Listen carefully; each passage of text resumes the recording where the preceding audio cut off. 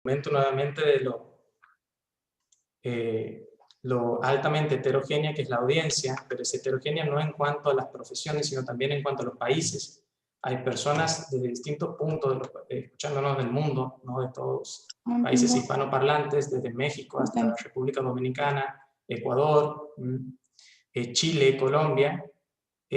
Así que, bueno, eso es realmente, a mí me encanta porque lo ideal o la idea es poder aportar a la evaluación neurocognitiva algo que hemos podido evaluar, hemos podido ver que en realidad hay menos de lo que se piensa, ¿sí? Por eso esta propuesta ha tenido como tanto impacto y miren, ya tenemos 83 personas aquí, ¿sí? Así que ante todo agradecido por la posibilidad y también emocionado porque se generen y se siguen generando estas propuestas, ¿sí? Empezamos con una frase que a nosotros nos encanta y es como nuestro eslogan: así como el hierro se oxida por falta de uso, también la inactividad destruye el intelecto. Esto que lo ha dicho Leonardo hace tanto tiempo, pero que nosotros hacemos alusión a que está, digamos, escrito en muchos lugares, pero de alguna manera no se pone en funcionamiento o no se le da marcha a esto, ¿no? Entonces, ¿cuáles van a ser los objetivos de esta masterclass? Primero, fundamental por qué necesitamos los profesionales de la salud mental abocarnos más a todo lo que respecta a la neuropsicología y a la evaluación neurocognitiva. Nosotros los psicólogos especialmente necesitamos empaparnos mucho más con esto, necesitamos tener mucha más cultura general, porque se habla muchísimo de todo lo que es la patología en salud mental, pero muy poco de la patología neurocognitiva. De hecho, ustedes van a ver incluso en los diarios y que surgen publicaciones del impacto del COVID en la salud mental, pero muy poca especificidad en cuanto al impacto en lo neurológico, en lo neurocognitivo, ¿sí? De hecho, que ha habido un impacto muy fuerte. Si ustedes buscan, obviamente, hacer una búsqueda un poco más específica, vamos a encontrar que la patología neurocognitiva se está agravando paradigmáticamente y estamos haciendo poco en relación a lo que podemos hacer frente a esto. En realidad, ya hacemos poco los profesionales de la salud.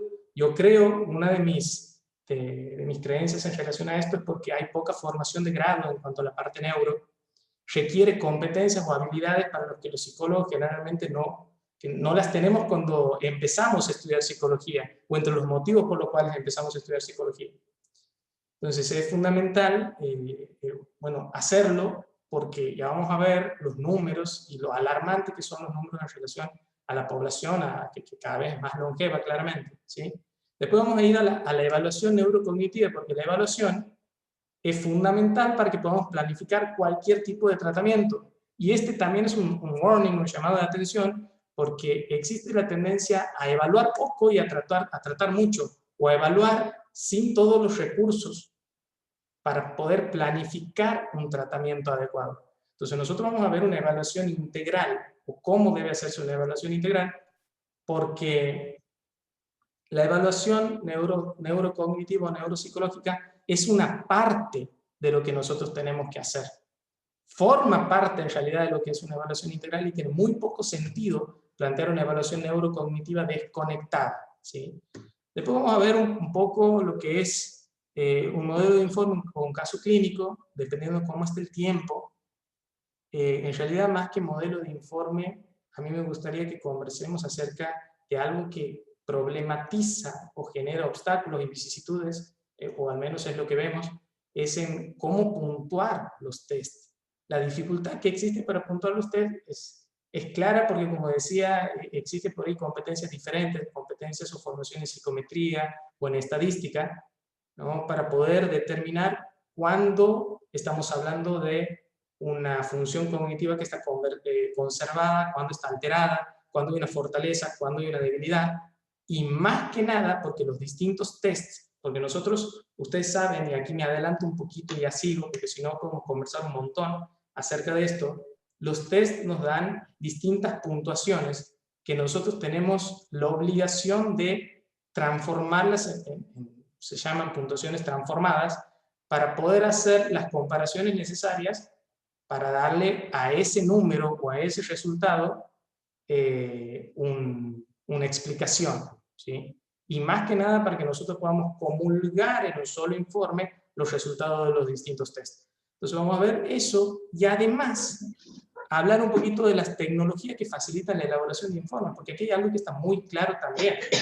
Se hacen pocos informes no solo por la poca formación que existe, o sea, pocos informes que, o sea, con los criterios adecuados, pero no solo por la formación, sino también por el tiempo que demanda. Nosotros hoy podemos valernos mucho de las tecnologías para acelerar los procesos de elaboración de informes, la parte que se puede automatizar claramente.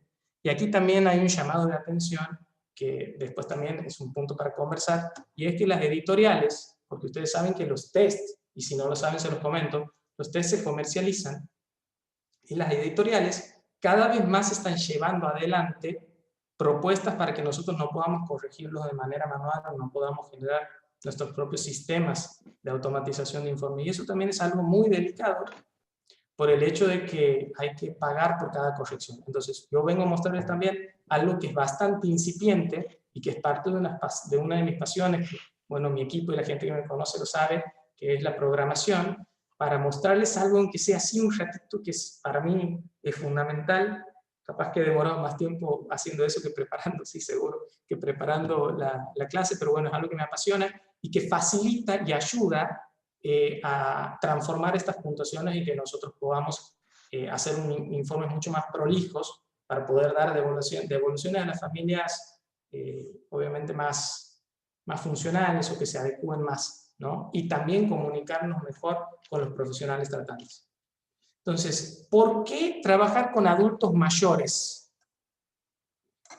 Porque la Organización Mundial de la Salud documenta que los mayores de 65 años superan ya a los niños menores de 5 años. Y yo les puedo asegurar que hay muchos más profesionales tratando, y más hablo desde nuestra rama, a menores de 5 años o a niños que a adultos mayores.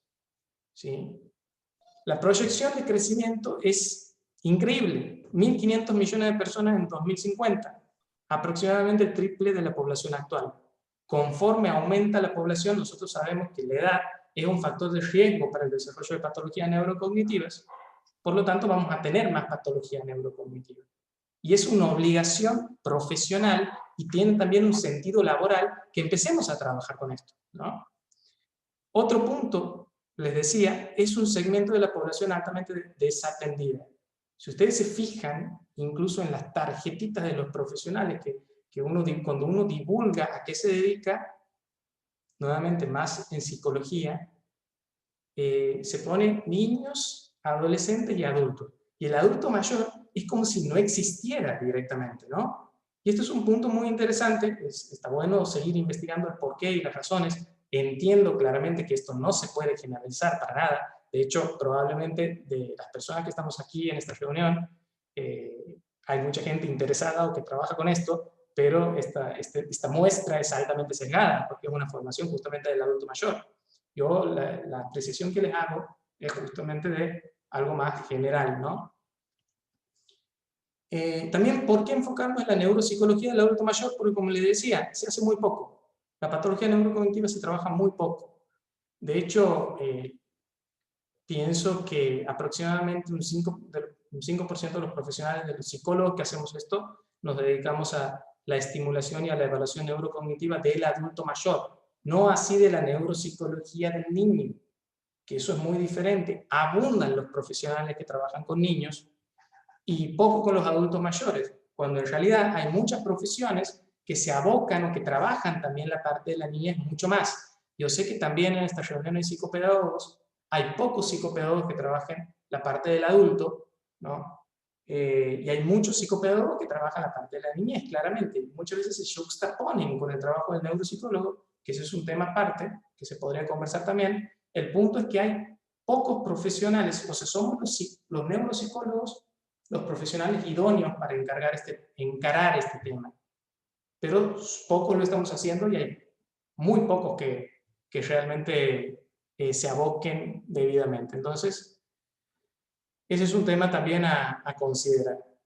Los pacientes consultan cuando la patología está ya establecida y eso es también un punto que hay que tener muy en cuenta porque nosotros sabemos que cuando la patología está avanzada, sabemos que la patología neurocognitiva tiene la característica de ser neurodegenerativa, empieza a evolucionar y cada vez es más difícil ralentizar el proceso de deterioro. ¿Y qué es lo que sucede? Es como que hay todavía bastante confusión entre cuál es el límite del envejecimiento normal y cuándo se empiezan a generar estos deterioros, famosos deterioros cognitivos leves, ¿no? ¿Cuál es la franja? ¿Cuál es la diferencia? ¿No? Y lo que se suele hacer con esto es un proceso que también hay que encarar y hay que trabajar y hay que conversar de minimizar o subestimar lo que nos dice nuestro paciente o cambiarle el motivo de consulta.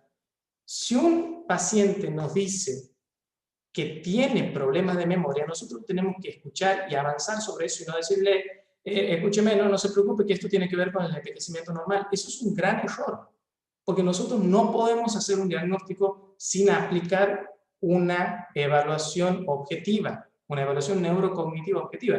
De hecho, si ustedes ven en el DSM-5, que ya no se llama deterioro cognitivo leve, se llama trastorno neurocognitivo menor, entre los criterios dice que tenemos que aplicar una evaluación neuropsicológica objetiva.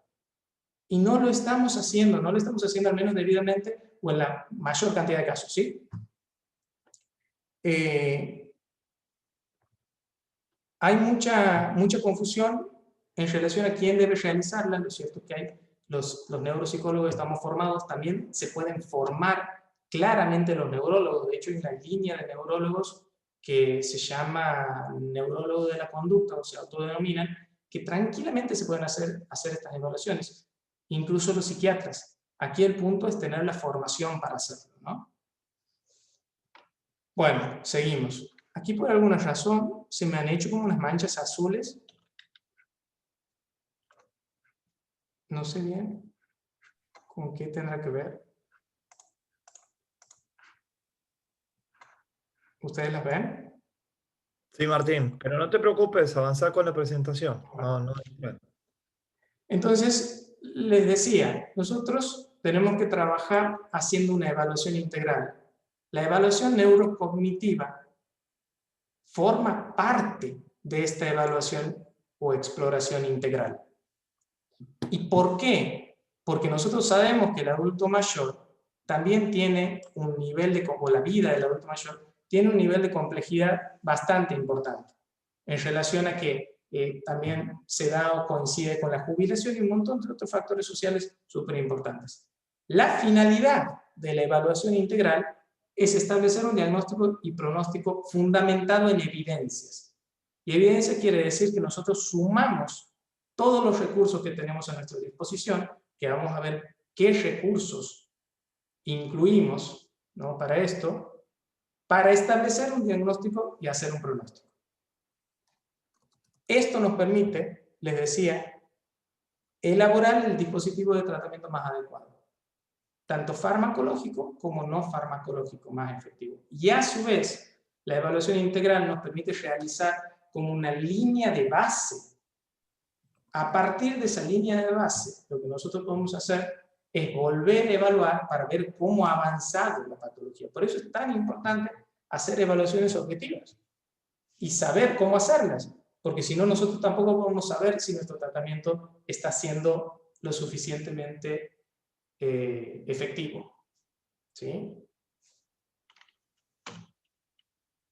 Decíamos, dentro de la evaluación integral tenemos las evaluaciones médicas, que tenemos la neuroimagen más anatómica estructural y la neuroimagen más fisiológica funcional.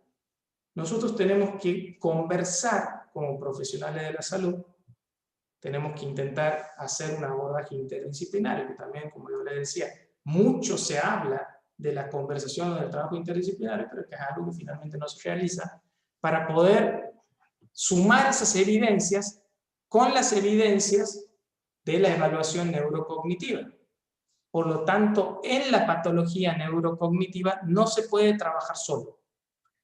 Hay muchos cuadros psicológicos en los que nosotros podemos trabajar solos. De hecho, por ejemplo, hay depresiones moderadas y demás que los terapeutas cognitivos conductuales pueden trabajar y hay mucha evidencia que respalda que es efectiva. No sucede lo mismo en las patologías neurocognitivas. nosotros tenemos que trabajar siempre de manera combinada, con el abordaje farmacológico y no farmacológico. Y dentro del abordaje no farmacológico, también hay que ser muy cautos con la intervención, porque la intervención, muchas veces yo le decía esto de que se modifique el motivo de consulta. La intervención en el tratamiento neurocognitivo tiene que estar orientada a la rehabilitación neurocognitiva y no al tratamiento psicoterapéutico. Y esto les digo ¿por qué? ¿Por qué lo vuelvo a repetir? Fíjense, les voy a contar una experiencia personal en relación a esto. A nosotros nos consultan porque estamos trabajando con un equipo de manera online. Nos consultan unas señoras de México, ¿sí? Y me comentan que desde el neurólogo le habían derivado a terapia cognitivo-conductual. Y que ellas habían estado leyendo y que ellas pensaban que la terapia cognitivo-conductual no era la adecuada para lo que le estaba sucediendo a su mamá, que tenía un diagnóstico de trastorno neurocognitivo mayor. ¿Y esto por qué sucede? Esto es verdad. Los terapeutas cognitivo-conductuales no están formados para tratar o intervenir en la patología neurocognitiva. Una parte de la intervención neurocognitiva integral incluye una pata conductual, más que nada. Y obviamente que si hay un trastorno psicopatológico comórbido, nosotros necesitamos hacer intervenciones cognitivas, pero en todo caso hay que ser muy cautos y muy cuidadosos. Y también lo quiero conversar a esto con los médicos, porque ¿qué es lo que sucede? Nos corresponde a los psicólogos hacernos cargo de qué podemos y qué no podemos, porque los terapeutas cognitivos han ganado una imagen. La cognitiva conductual ha empezado siendo la primera modalidad de psicoterapia basada en la evidencia.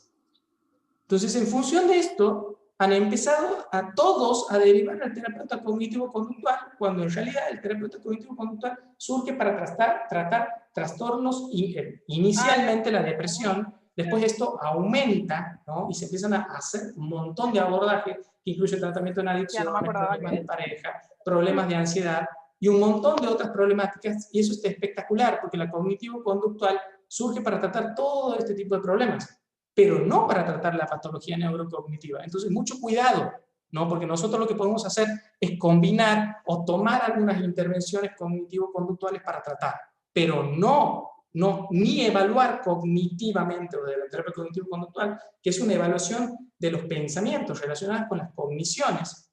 Hay un problema, veo, ¿no? En cuanto a la interpretación de lo cognitivo, porque lo cognitivo desde la psicoterapia cognitiva es una cosa, y lo cognitivo de la parte neuropsicológica es otra. Y a nosotros, claro, los terapeutas cognitivo-conductuales nos viene de 10. Tengamos mucho cuidado con esto, porque han surgido toda la ola de terapia de tercera generación que son espectaculares para tratar lo que no ha podido tratar la terapia cognitivo-conductual, pero más vinculado a lo psicopatológico y no a lo neuropsicológico. Espero que esto se entienda y hago alusión a este punto, porque los psicólogos cognitivo-conductuales estamos tomando todo, lo que venga. De hecho, sucede también esto con las derivaciones, por ejemplo, de autismo. Al autismo se lo trata, los autismos severos, con terapia de conducta. Claro, ahora como se han fusionado, muchos psicólogos se forman un montón en terapia cognitivo-conductual, pero empiezan formándose en terapias contextuales. Y de la terapia de conducta ya nadie dice nada, cuando es la que en realidad es mucho más efectiva, especialmente para estos cuadros súper severos en los que no hay lenguaje, ¿sí? Esto hay que tenerlo en cuenta. Me he ido un poquito, pero vuelvo, disculpen.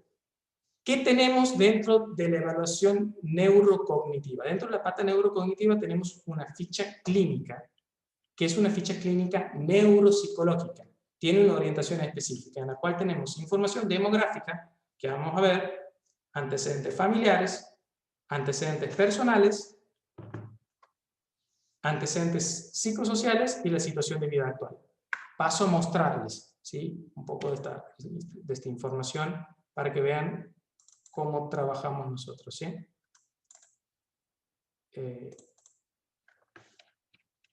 ¿Esto por qué es importante? Porque las preguntas iniciales tienen mucho valor y es parte de esa evidencia que yo les decía que nosotros necesitamos.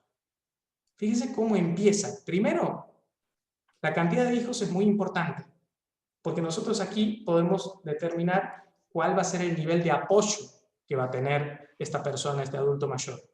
Trabaja actualmente. ¿Por qué? Porque nosotros sabemos que trabajar es una actividad estimulante en sí misma. ¿Cuántas horas?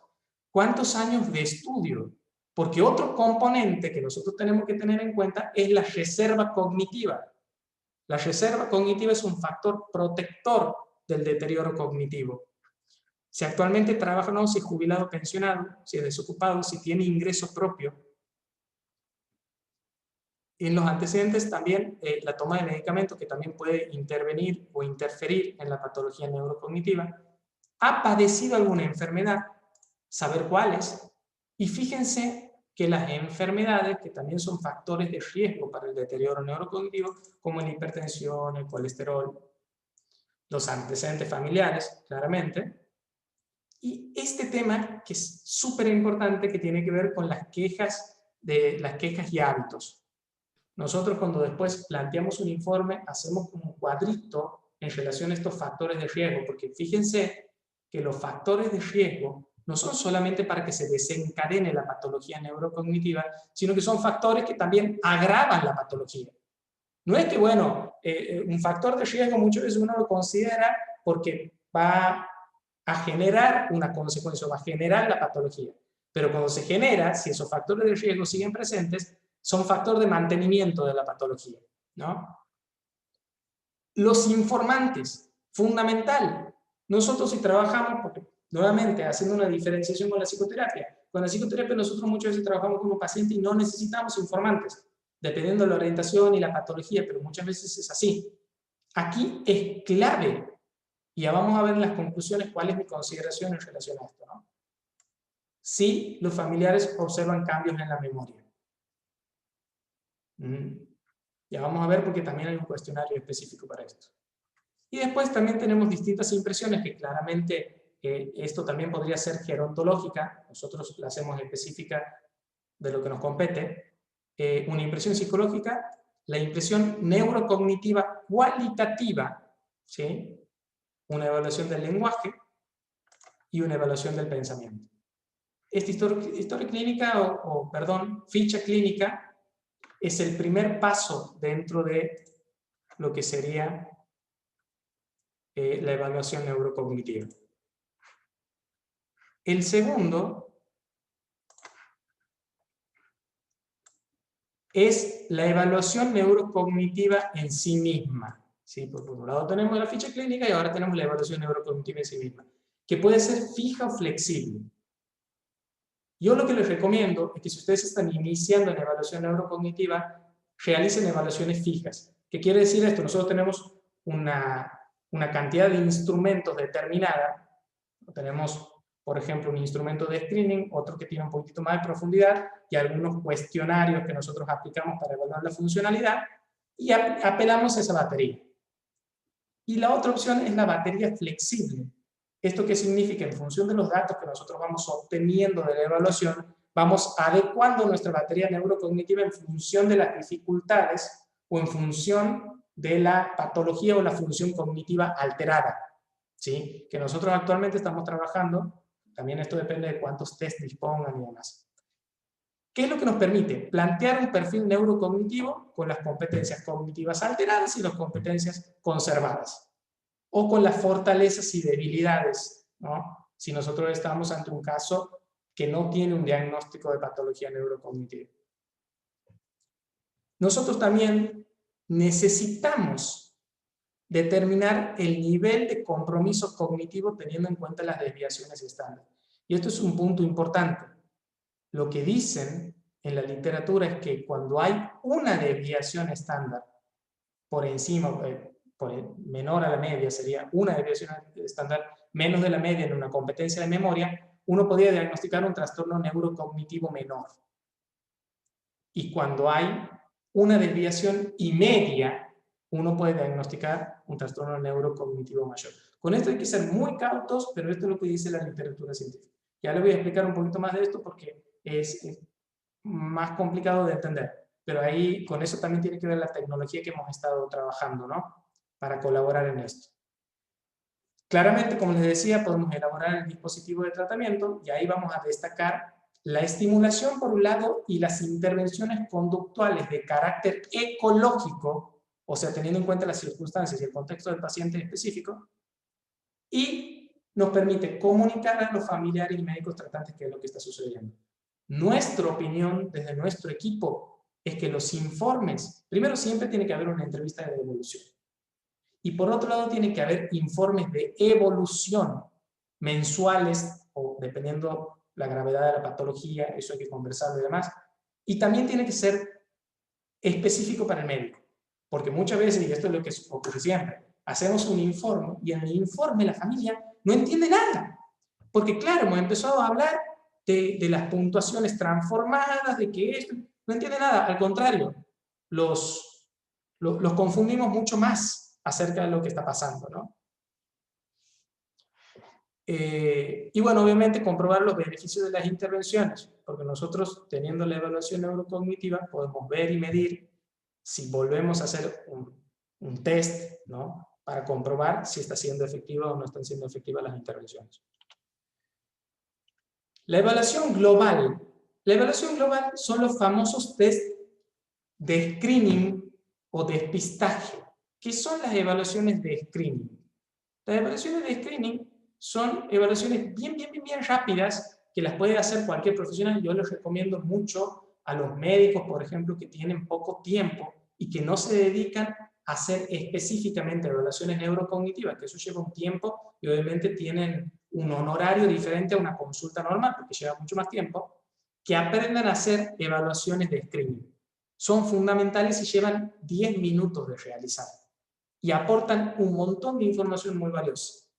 Las características que tienen que tener, que tiene que ser rápido y fácil de administrar, tolerado y aceptado por el paciente, debe ser fácil de puntuar, independiente de la cultura y el nivel educativo, porque estos son factores que pueden intervenir o sesgar los resultados, y las características de validez y confiabilidad a nivel psicométrico. ¿Sí? Yo aquí les muestro algunos de los test, obvio que hay muchos más, solamente les muestro algunos y les voy a dar algunas sugerencias en función de esto. El famoso Mini-Mental.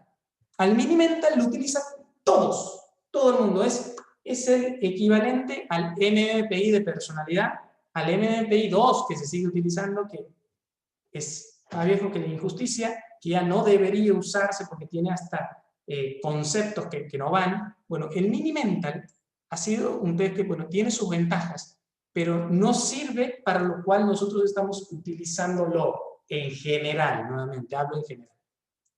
¿Por qué? Porque en realidad el Mini-Mental tiene una muy baja capacidad de cribado, explora pocos dominios cognitivos y tiene una gran cantidad de falsos negativos, ¿sí? No sé si falsos negativos, pero el punto es que muchas veces el Mini-Mental nos da un estado cognitivo conservado y no es así. Muchas veces hay un deterioro o empieza a haber declive neurocognitivo, y lo peor de todo es que es el primer test que se utiliza. Entonces, el criterio que utilizamos, que no deberíamos utilizar, es paso por el Mini-Mental. Si el Mini-Mental me da que el estado cognitivo está conservado en función del punto de corte, pasamos derecho, no hay patología neurocognitiva, y eso es un gran error porque tiene baja capacidad de cribado. En todo caso nos sirve para justificar que hay una patología neurocognitiva, poner en evidencia mediante un test objetivo, pero muy poco para el trastorno neurocognitivo menor. No lo detecta, pasa muchísimo, ¿no? Entonces tengamos mucho cuidado. El Mini-Mental sí se ha investigado un montón, porque como les digo, es un clásico, es como decir el Wechsler, el WISC, en relación a las evaluaciones en niños y demás, de inteligencia. Se utiliza un montón, pero no es lo suficientemente efectivo para ciertas cosas. Sí, para poner en evidencia categórica que hay una patología neurocognitiva más demencial, pero no el estadio incipiente que nosotros debemos enfocarnos mucho más. ¿Por qué tiene sentido? Y aquí hay como una cuestión bastante ilógica. Tiene sentido porque cuando nosotros antes hagamos un diagnóstico, la patología puede tratarse mucho mejor. No es como las patologías agudas psiquiátricas, que uno tiene una descompensación o tiene una depresión, la tratamos y si bien puede recaer, puede dejar de estar deprimido. Esto no sucede en la mayoría de las patologías neurodegenerativas. Justamente no ocurre. Entonces es muy importante que nosotros aprendamos a hacer diagnósticos incipientes. Y hay que ser muy cuidadosos en este tema con abusar o forzar al mini-mental. ¿Sí? Hay un test que es el MoCA, que un montón de ustedes lo conocen y lo utilizan y demás, que es mucho mejor para esto. Es mucho mejor, y esto es un error, no sé por qué he puesto, algunos consideran que no es de screening, es de screening, todos sabemos que es de screening, evalúa más dominios cognitivos, tiene mayor capacidad de cribado de cuadros clínicos. De hecho, hay investigaciones, muchas investigaciones que respaldan que es sensible al trastorno neurocognitivo menor. Además, el MoCA es un test que está libre de derechos de autor. Es libre el MoCA. Sí, perdón. Seguí, Martín, por favor. Por lo tanto... Estar en mute, por favor. Bien, por lo tanto, el MoCA es una muy buena opción. Una muy buena opción. ¿Cuál es el problema del MoCA? Que es del 2005, por lo tanto no hay tantas adaptaciones. Pero eso es lo que nos convoca a nosotros. Vamos a empezar a utilizarlo, vamos a ver cómo nos va en nuestra población. De hecho, en Argentina, el MoCA tiene adaptaciones y tiene adaptaciones en otros lugares también. Yo les voy a pasar esto del test de MoCA porque a mí me parece espectacular. No soy amante del mini-mental. La verdad que a mí el mini-mental no me resulta tanto. Me gusta más, por ejemplo, el test BDB de la evaluación del estado cognitivo. Evalúa, incluye, por ejemplo, el reloj, que es un test en sí mismo. No tiene tanta capacidad de cribado tampoco, pero evalúa más dominios cognitivos. Y además, les voy a dar un dato interesante. Evalúa mejor la memoria que el mini-mental. La memoria, uno cuando hace una evaluación, la evaluación del estado cognitivo también lo que tiene es que uno puede puntuar cada uno de los puntos, cada uno de los dominios.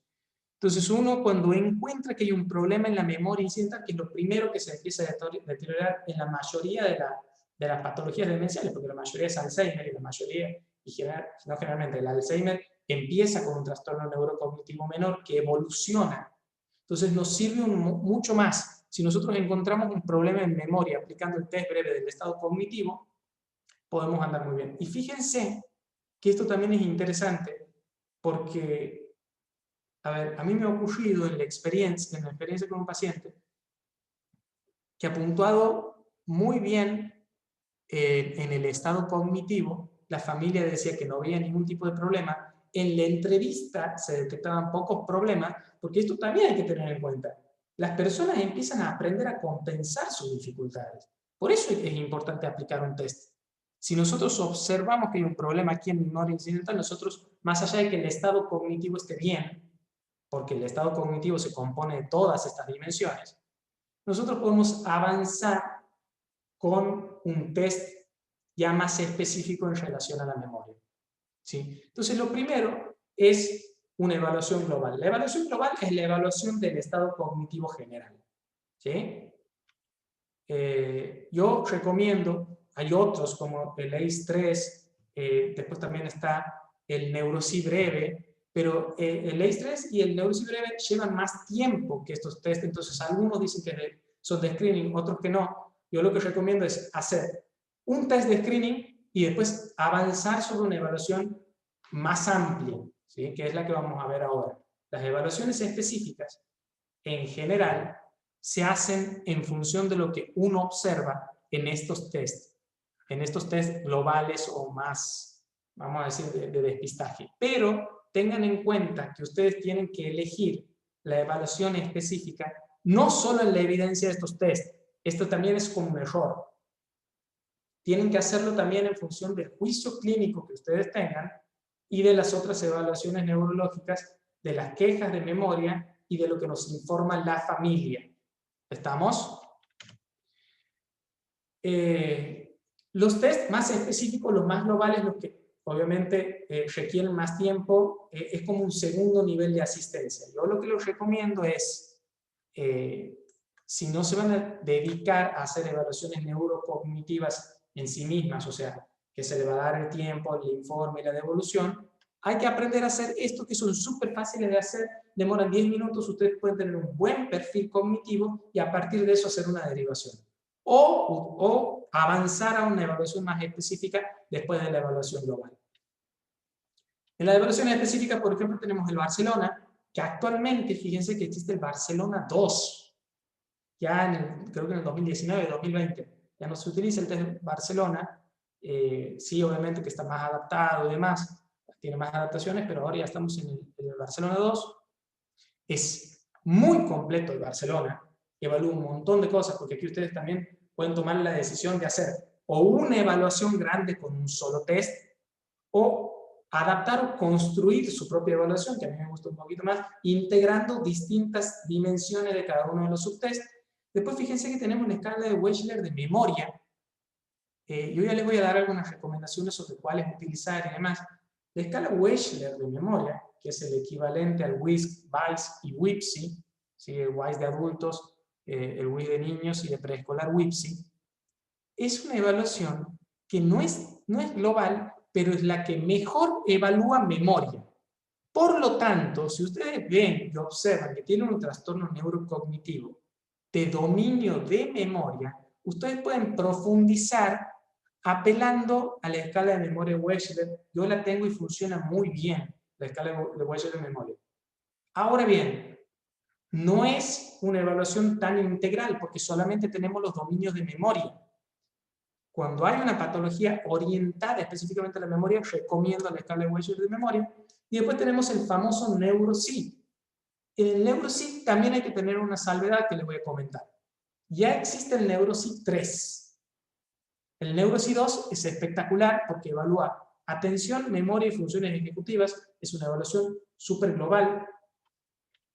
Me he olvidado de comentarles. Uno de los, vuelvo rápidamente. El Mini-Mental no evalúa funciones ejecutivas, ¿sí? Eso tienen que tenerlo en cuenta porque hay una patología que es la frontotemporal, donde está más afectada la función ejecutiva y la cognición social. Entonces tienen que tener en cuenta que no evalúa nada de eso, solamente evalúa el estado cognitivo, pero no tocando esta partecita que es muy importante.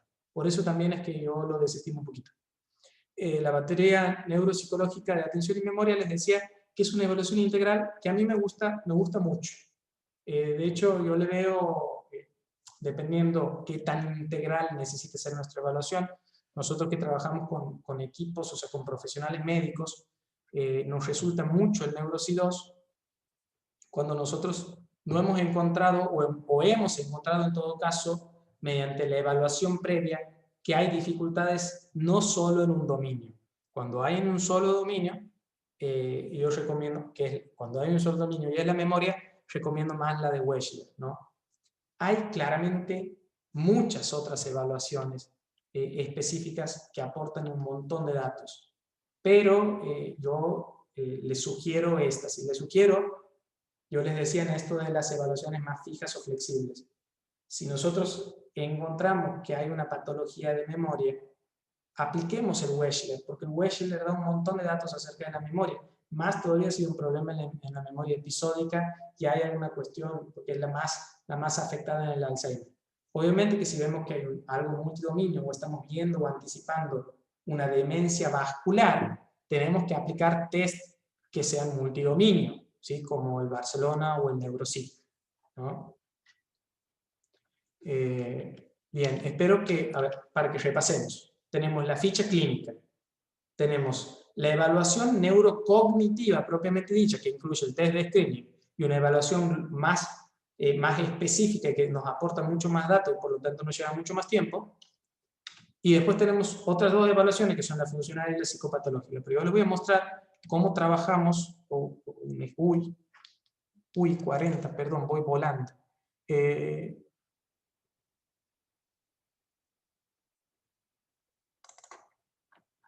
No, perdón.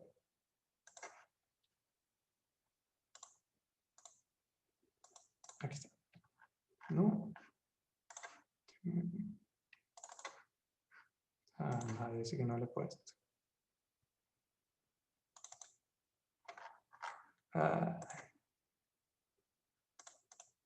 No.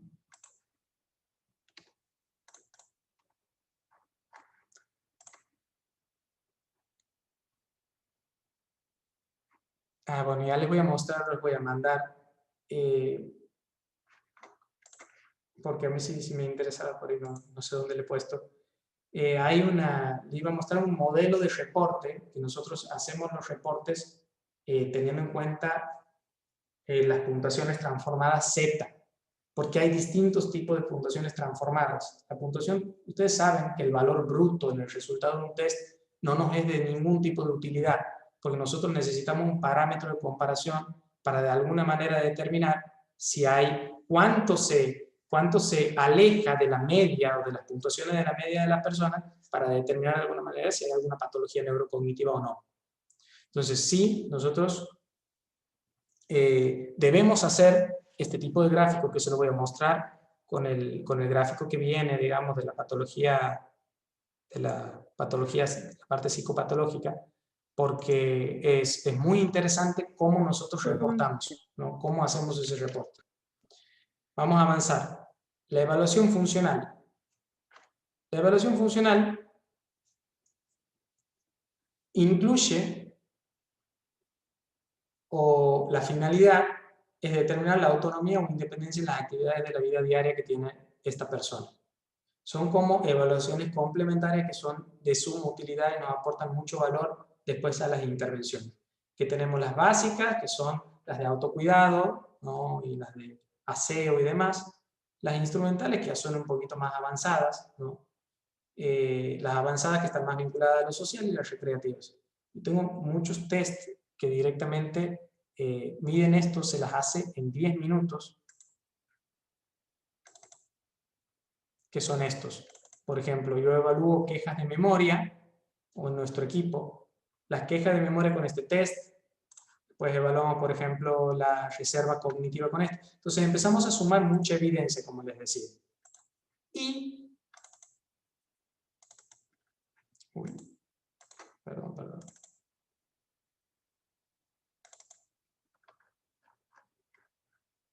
En el informe nosotros lo reportamos así, porque esto ya es más cualitativo.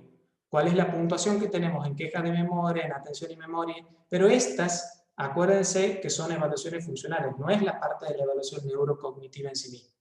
A mí me gustaría encontrar ese archivo en PDF, porque me parece fundamental. Voy a hacer el ejercicio de...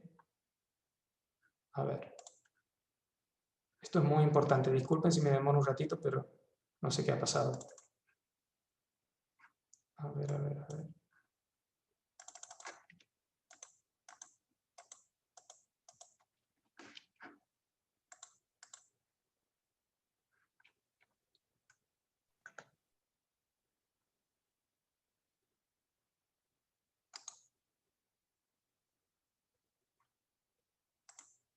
Un ratito que...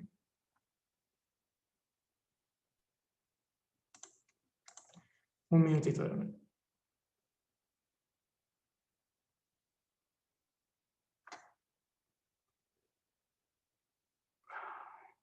¿Cómo no lo voy a encontrar?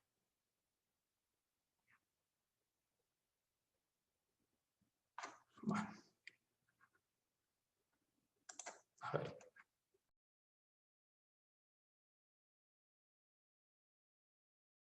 Denme un segundo, chicos, ¿no? Perdón.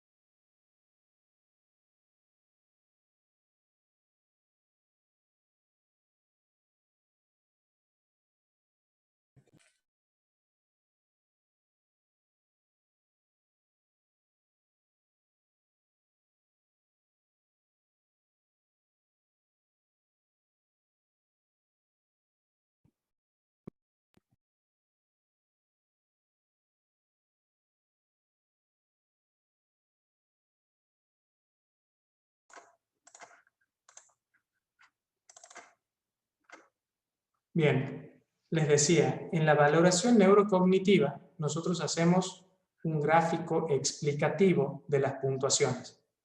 Yo les decía que todas las puntuaciones tienen que ver con las desviaciones estándar. Y en general, todos los test actuales tienen lo que son las puntuaciones T, que es una puntuación transformada igual a la Z, pero cambia el valor de la media. Esto se entiende poco, pero es fundamental que se lo trabaje un poco más, ¿no? Yo les voy a dar como un elemento en esto de la tecnología que nos va a permitir entender mucho mejor esto, ¿sí? Pero dentro de estos gráficos, ¿qué es lo importante? Que nosotros podemos llevar todos los test que nosotros aplicamos a un mismo gráfico y que la persona o el paciente y el médico entiendan cuándo esta puntuación es significativa. Yo lo que les decía recién, y para que se entienda, cuando está entre menos una desviación y una desviación estándar, el valor está dentro de la media, ¿sí? Cuando pasa una desviación estándar, por ejemplo, nosotros vemos aquí que en el recuerdo incidental, tiene 1,3. ¿Sí? Cuando pasa 1 ya es algo que hay que tener en cuenta. Y si pasa el 1,5, lo que dice en la literatura es que ya podremos estar hablando de un trastorno neurocognitivo mayor o más demencial. ¿Sí? Entonces, este tipo de gráficos, que nosotros aprendamos a elaborarlo y aprendamos a pasar las puntuaciones a Z y poder explicarlas, que no es nada más y nada menos que la famosa campana de Gauss, es fundamental para la elaboración de los reportes. Claramente que esto solo no dice nada, nosotros esto lo tenemos que acompañar de una explicación, pero fíjense que la presentación de este tipo ayuda muchísimo, chicos, ayuda mucho, nos da una visión mucho más profesional y el paciente lo puede entender mejor si nosotros lo coloreamos también de manera tal que y le explicamos obviamente el reporte en la sesión de devolución de esta manera, ¿no? Entonces aquí yo lo que les puedo decir es que, por ejemplo, aquí yo he adaptado el test del Schreib, que evalúa mi memoria visual, a puntaje Z. Que ustedes aprendan a transformar las puntuaciones obtenidas en los test en esto, digamos, en puntuaciones Z, porque el test del Schreib no da información sobre la puntuación Z, pero sí nos da la media y la desviación estándar. Con la media y la desviación estándar, ustedes pueden construir todas las otras puntuaciones, ¿sí? Y eso es lo interesante de eso, de esto que yo les voy a comentar. Pero fíjense que aquí vemos que el recuerdo diferido tiene un comportamiento de 1,3 de desviación, que es bastante. En memoria en general, con este recuerdo incidental, que este es la del estado cognitivo de la evaluación global, ya tenemos un dato muy importante. Y tenemos aquí en memoria episódica, fíjense que también está tocando ya la desviación. Todos tienen una desviación estándar, en la espontánea, en clave, en reconocimiento en curva de aprendizaje. El recuerdo diferido también vemos que está aquí. Entonces nosotros con esto ya tenemos mucho más elementos para hacer una apreciación de que hay un problema de memoria. Avancemos.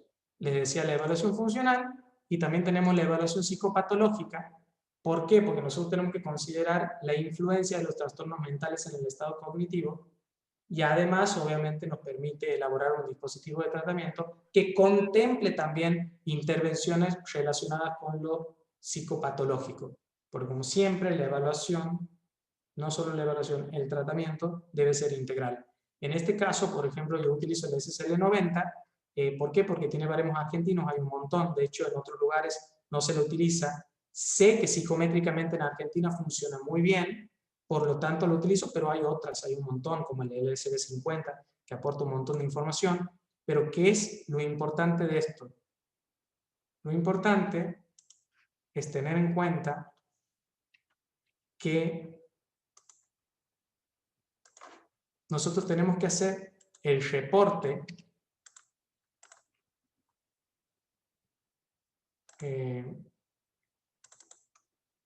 de la evaluación psicopatológica o sintomatológica de la misma manera, llevándola a la misma puntuación transformada. Fíjense, el REI me da una puntuación percentilar, pero yo le he pasado a puntuación Z.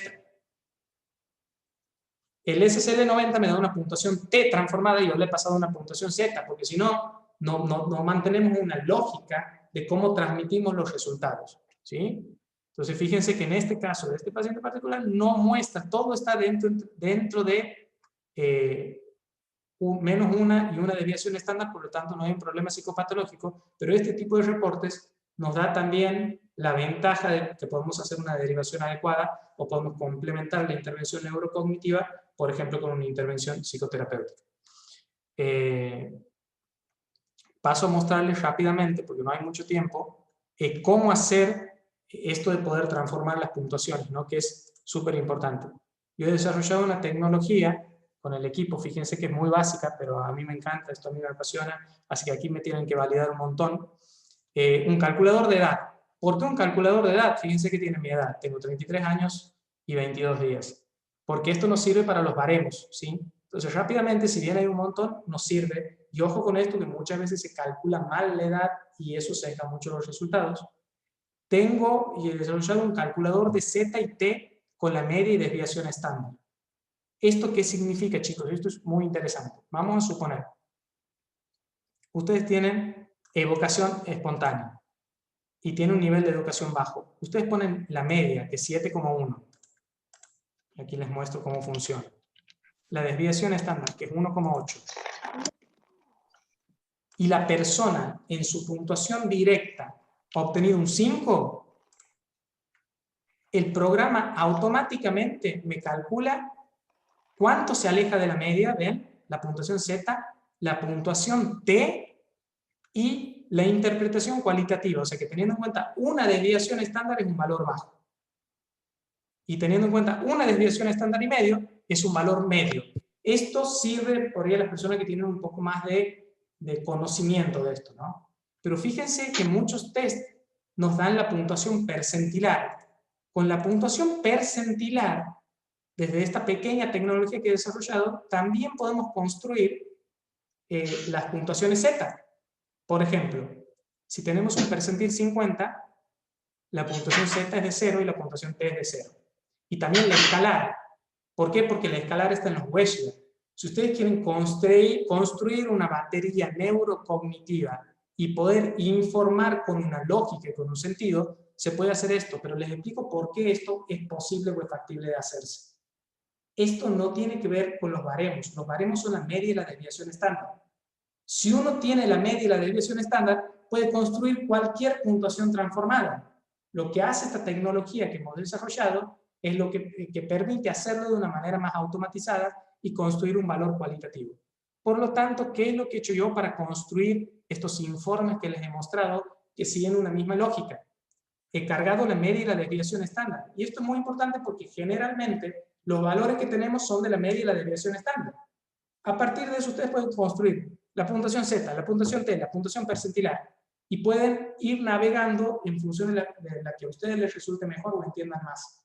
Por ejemplo, si una persona tiene un percentil 25, podemos decir que es un valor medio, que la puntuación escalar es 8, que les decía que la escalar es la de los Wechsler.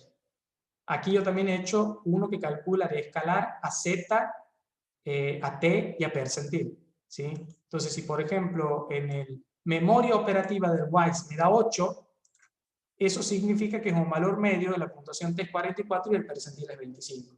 Entonces, la idea de esto, de esta tecnología que les muestro, es poder aportar un poco a la elaboración de los informes, que ustedes puedan construir informes con esa lógica. Esto demanda un poco más de conocimiento en estadística, en psicometría y demás. Yo realmente lo único que quería es presentarlo. Todavía no está subido a nuestra plataforma de nuestra web, pero es algo en lo que he estado trabajando, porque yo les puedo asegurar que es uno de los factores fundamentales a la hora de transmitir nuestros descubrimientos con las evaluaciones neurocognitivas. Bueno, a ver, voy a las conclusiones rápidamente porque estamos ya en las últimas. Conclusiones. Yo en realidad en las conclusiones lo que quiero dejar en claro y lo que nos importa más como equipo, porque estamos intentando desarrollar una mentalidad diferente a la hora de encarar los diagnósticos neurocognitivos, es cuándo tenemos que profundizar en una evaluación neuropsicológica. Si encontramos uno de estos componentes, nosotros ya deberíamos derivar a un especialista. ¿Por qué? Porque la idea es prevenir. Un 60% de los casos empieza a tratarse cuando la demencia ya está muy desarrollada o avanzada. Esto dice la literatura. Por lo tanto, a lo que los invitamos y a lo que queremos dejar en claro, lo que queremos sembrar, y si ustedes se quedan con esto, para mí es un montón, es que si hay una queja subjetiva de memoria en un paciente, nosotros tenemos que avanzar. Si hay un informante que alerta sobre queja subjetiva de memoria, tenemos que avanzar en una evaluación neurocognitiva más profunda. Cualquiera de estos criterios. Si supera un punto de corte en un test de despistaje y si el juicio clínico así uno lo piensa clínicamente de esta forma. Cualquiera de estos componentes. No hay que desmerecer ni tampoco subestimar ni tampoco asociar cualquier tipo de dificultad cognitiva con envejecimiento normal o envejecimiento funcional típico o fisiológico, como queramos llamarlo. Siempre tiene mucho más sentido prevenir. ¿Sí? Así que bueno, lo dejo con eso. Estoy a 4 minutos para preguntas y respuestas. Disculpen que me he demorado un poquito. Dejo de compartir. Bueno, mucha información en poco tiempo. Espero que de algo haya resultado. No sé, María José, si hay algunas preguntas, si hay algunos comentarios. Martín pregunta, Cintia, ¿dónde puede conseguir el programa para informes? Me parece que te refiere a lo último que has mostrado, que es el cálculo de los puntajes Z que ha sido creado por vos. Sí. No es que lo hace el reporte. Fíjense que ahora las editoriales están trabajando mucho con esto de cargar las puntuaciones y que te derive el informe, pero eso muchas veces puede resultar caro. Yo a lo que apunto más es a aprender a construir nosotros nuestras evaluaciones tomando componentes de distintas técnicas, que eso es lo que yo les he mostrado. ¿Cómo hacemos para transformar las puntuaciones? En realidad hay que saber así de estadística, no es tampoco la gran ciencia, no es la panacea, pero sí aporta mucho el software que hemos desarrollado. De hecho, también le sirve mucho a los estudiantes avanzados. A mí me preguntaba una de las chicas que dirijo, Clara, me decía, Martín, ¿cómo hago? Porque mi test no tiene punto de corte. Y yo lo que le pregunto es, ¿tiene la media y la desviación estándar en el artículo científico? ¿Está? Porque eso es algo que generalmente está. Si ustedes tienen la media y la desviación estándar, ustedes pueden construir la puntuación o el punto de corte, tomando un criterio. En neuropsicología trabajamos con una desviación estándar y media. Pero también se puede trabajar en psicología o en evaluación de personalidad, se trabaja generalmente con una desviación estándar. ¿Sí? Yo lo que les recomiendo es utilicen la puntuación T o la percentilar y no utilicen, perdón, la Z o la percentilar, pero no utilicen la puntuación T, que confunde un montón. Todos los nuevos test tienen puntuación T y la puntuación T no saben lo que confunde, porque tiene un parámetro de comparación de que la media empieza en 50, entonces creen que es una escala del 0 al 100 y no lo es. Entonces, si hay una puntuación T de 40, es súper significativo, o de 35. Si tenemos una puntuación T de 35, significa que el sujeto con su puntuación supera un 9% de los casos. Es súper grave, pero en la puntuación T no lo parece tanto. ¿Cómo conseguir el programa? Es esta tecnología básica que ya la vamos a embellecer con todo el equipo de Diego Noriega, la vamos a hacer como mucho más estética, ahora ha quedado como así todo en texto plano, pero estos calculadores sirven un montón porque nos ayudan a informar mejor. Les vamos a estar informando por mail, lo vamos a estar subiendo a las redes, nosotros ya tenemos sus datos, ¿sí? Otra cosa, chicos, antes que se empiecen a ir todos juntos, les agradezco mucho los agradecimientos, ya seguimos, Majo, con las preguntas. El tema de los certificados van a ir llegando despacito durante la semana que viene, lo mismo que el enlace con el material, y también nos vamos a poner en contacto por el acceso a esta tecnología gratuita, ¿sí? Que me alegro que hayan consultado por eso. Sigamos, Majo, además de los agradecimientos que veo aquí, si ha habido otras preguntas. No, ha habido una pregunta que me parece que ya lo habías contestado, pero si no le ha quedado muy claro, Cintia también preguntaba si la escala, el WISE, era fiable para la evaluación neurocognitiva. Es la única que... El WISE es fiable para lo que evalúa el WISE. El WISE no es una evaluación neurocognitiva, tiene componentes. Hay algunas subescalas, como el test de dígitos y demás, que en el WISE se evalúan, sí se lo utiliza porque evalúan funciones que deberían estar muy conservadas en los sujetos. Por lo tanto, si hay una dificultad en ese punto, es que hay una patología. Sí se utilizan. Algunos, de hecho yo en el que he mostrado, había algunos del WISE 4. ¿Sí? Pero debe ser complementado. Ustedes no pueden decir que hacen una evaluación neurocognitiva aplicando el WISE, porque el VICE no está hecho para eso. ¿Sí? Sí, memoria operativa y otros subtest que pueden servir, lo podemos conversar un poquito más. Yo sí utilizo algunos de ellos.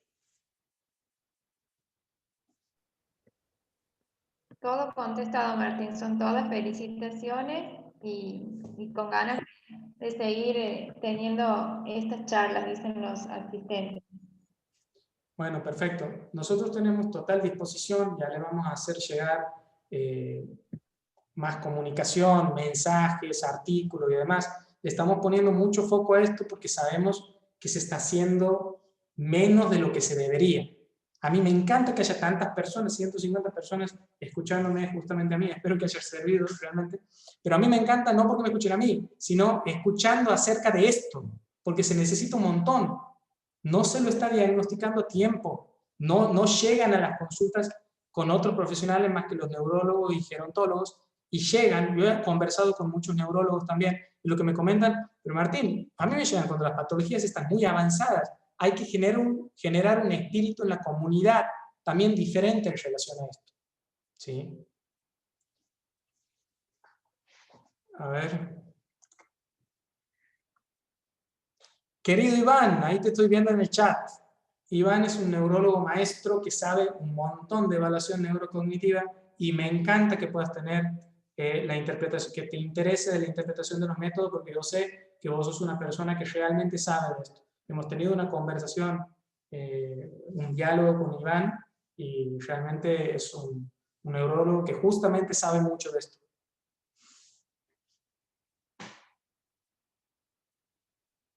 María José, claro, totalmente. Al principio yo comentaba que justamente se habla mucho de que se han agravado las patologías en salud mental, pero específicamente la salud mental orientada a las patologías neurocognitivas no.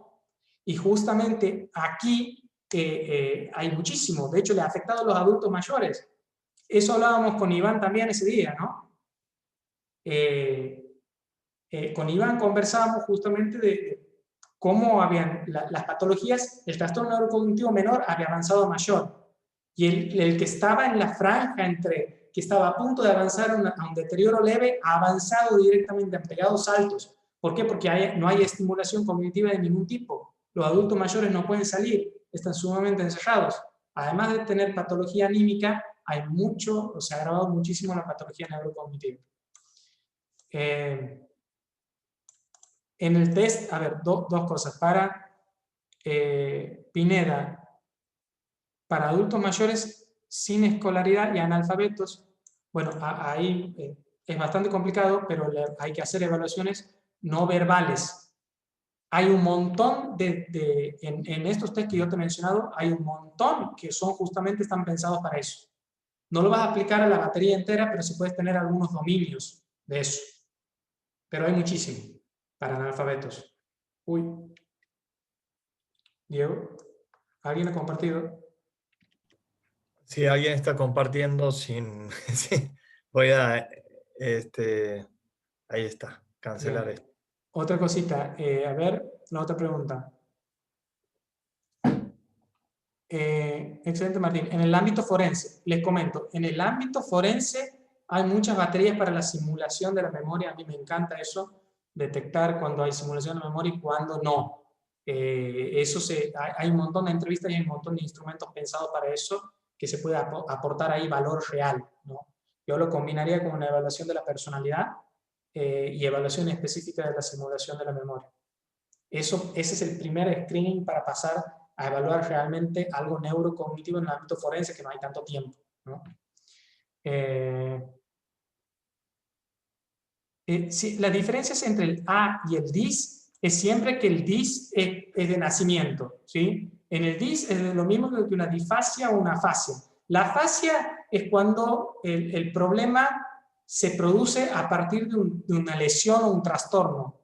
Es como que se presenta la patología. Y en el DIS, como decir la discalculia, por eso el DIS siempre se diagnostica en los niños. Vamos rápido. Porque el DIS es congénito, o sea, es con el nacimiento genético. ¿Cómo sería el abordaje en adultos mayores de lo virtual? Es posible el abordaje en adultos mayores de lo virtual. Cuando hay deterioro, no tanto. Pero incluso nosotros estamos haciendo rehabilitación neurocognitiva remota. A eso nos estamos dedicando con nuestro equipo.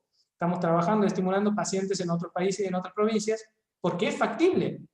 En los casos en los que más deterioro, trabajamos de la mano con acompañantes terapéuticos, con familiares, y en el caso de que no hay un deterioro avanzado, lo pueden hacer. Además, es estimulante el Zoom en sí mismo, la conexión remota, es súper estimulante, se trabaja rehabilitando desde el inicio. Es factible hacer, ahora, actualmente, lo que yo siempre digo, la terapia o el aporte de la tecnología para hacer psicoterapia remota es avanzadísimo. Además, la rehabilitación neurocognitiva con tecnología es súper motivadora. Cualquier tipo de abordaje se puede hacer, salvo que el deterioro sea demasiado avanzado. En algunos casos hay que trabajar previamente en que se aprenda acerca del uso de las tecnologías. La teleterapia es fundamental. Coincido con Ángeles, totalmente. Para la psicomotricidad también es muy valioso, totalmente. Diego, a ver. Bueno, por respeto al horario, chicos, vamos a ir terminando porque ya son las 2:07. Vamos a seguir publicando más videos, vamos a intentar grabar esta clase, colgarla en la página. Tenemos un blog en el que estamos escribiendo un montón acerca de esto, bien técnico, abocado a profesionales. Ya vamos a desarrollar también mucho más para que ustedes puedan tener recursos psicoeducativos para enviar a sus pacientes y demás. Martín, así que bueno, la próxima masterclass. Sí, vamos a estar informando, tenemos los correos de todos, también vamos a hacerles llegar las redes, el blog y demás, y obvio que va a haber más masterclass. De hecho, vamos a ver que sean más específicas para que podamos aprender mucho de algo específico y no que sea algo tan general como lo que acabo de dar. ¿Sí? Sí lo vamos a enviar a los blogs. Bueno, lo cerramos. Muchas gracias a todos, chicos. Vamos a seguir en contacto por todo el material. Chao, chao. Chao, gracias. Gracias. Muchas gracias. Muchas gracias, que pasen buen día.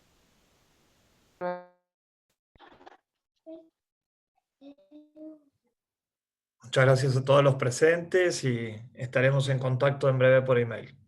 Buen día. Buen día, muchas gracias.